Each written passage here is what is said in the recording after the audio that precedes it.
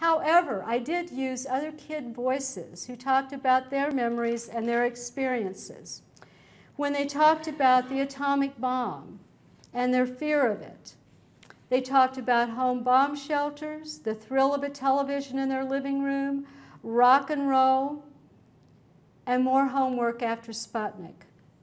But the main goal was to look at the federal response to the post-war generation and how that may have differed from the government's very limited role before the war. What I found was that the government's role did increase, and not necessarily because Congress and the presidents always thought that it should, but because local and state governments, as well as the general public, believed and sometimes demanded that the federal government had to be more active.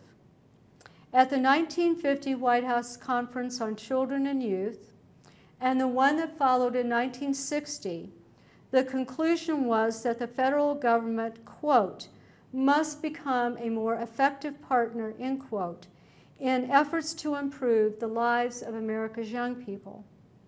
That doesn't mean that every program was approved. For example, proposals for government-funded daycare similar to that provided to women working in defense plants during World War II went nowhere. This was despite lobbying efforts from private organizations and from the federal U.S. Children's Bureau and the U.S. Women's Bureau. Still, both Truman and Eisenhower, one dedicated to expanding the programs begun under the New Deal, and the other a fiscal conservative determined to balance the budget.